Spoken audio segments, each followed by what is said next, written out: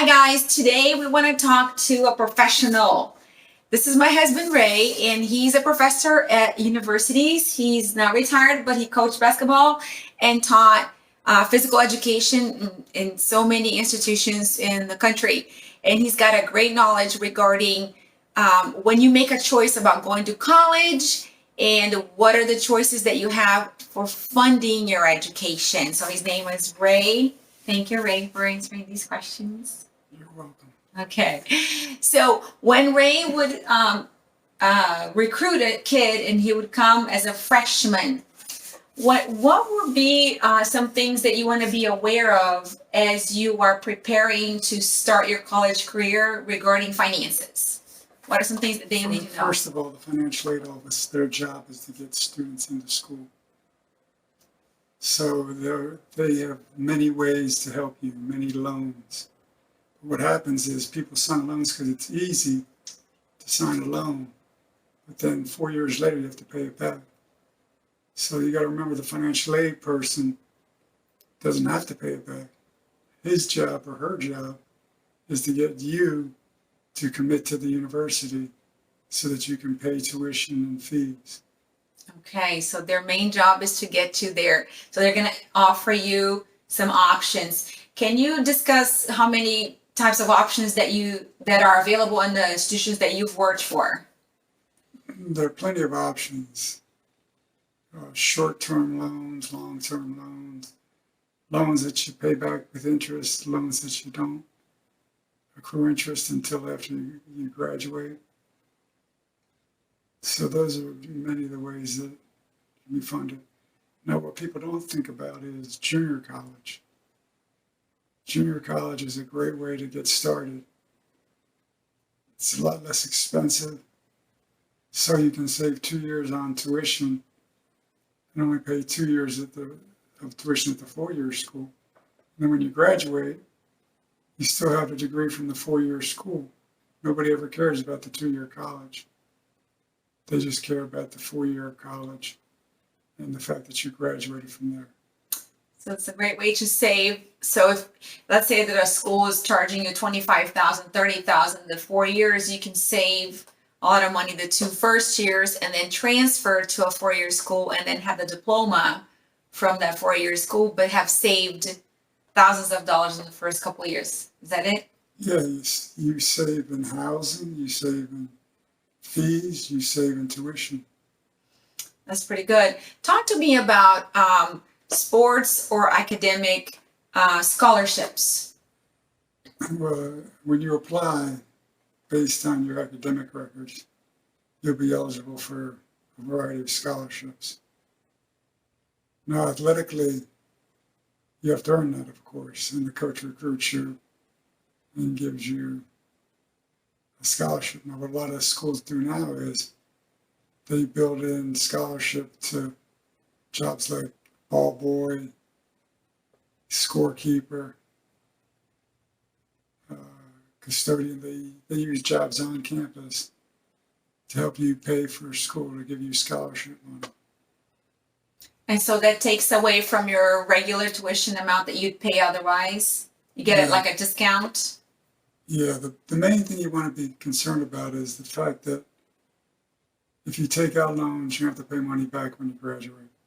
So your job is to make sure that you limit your expenses so that when you graduate, you don't graduate with a large debt. For example, when you're studying to be a teacher, you can go to the University of Pennsylvania, which costs $80,000 a year, and get a teaching degree. Or you can go to a state school and save a lot of money on tuition. When you graduate, you have less debt accumulated at the state school than you do at the private university. Plus, when you go get the job for that field of teaching, it's not as important as what school you went to as to certifications that you achieved. So you can get a teacher certification at a less expensive school, and I get it at a more expensive school. But when we go get our first job, Our salaries are based on the school district that we're working for. So in that case, it doesn't make sense to spend a lot of money. Now, if you're going to Harvard for law school, that's totally different. So you need to think about where you're going and what your goals are and what it's going to take to get to those goals. So I guess the field that you choose to go, so if you decide to be a teacher, a lawyer, or a doctor, that weighs in on the name of the school that you graduate from. But if you're going to do a business school or do something that's general, does that weigh the same? So that's why it's important to research the school you're going to go to. Some people go to schools because it's a party school, it's on the beach, it's whatever specialty it has. But the goal of education is to prepare you for your career. So all the hoopla, the parties, the fringe benefits, all these things, fitness centers and beautiful dining halls, they're all nice. But again, your goal is to prepare for your career, whatever that may be. So remember this, that when you are looking for a school, for college, for a university, you want to check out and see if the college is going to prepare you for what you're going to do once you graduate. They may be beautiful, they may be awesome campuses, but are they going to prepare you? Are they going to have the resources and also the connections to move you forward?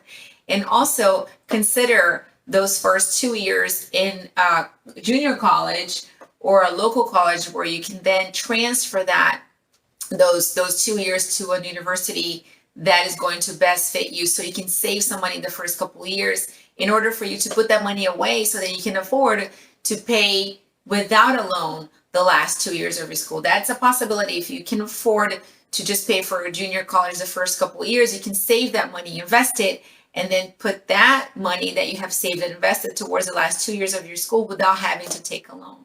Yeah, so take control of your future and limit the debt, because you may want to believe that President Biden's going to forgive everybody their loans, but those banks, they need their money somehow.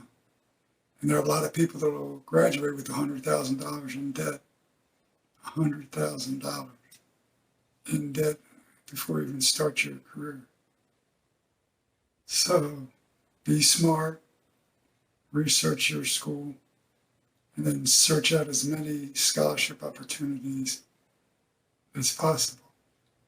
And if you're fortunate that your parents can afford to send you and pay tuition without financial aid, appreciate it and put it to good use.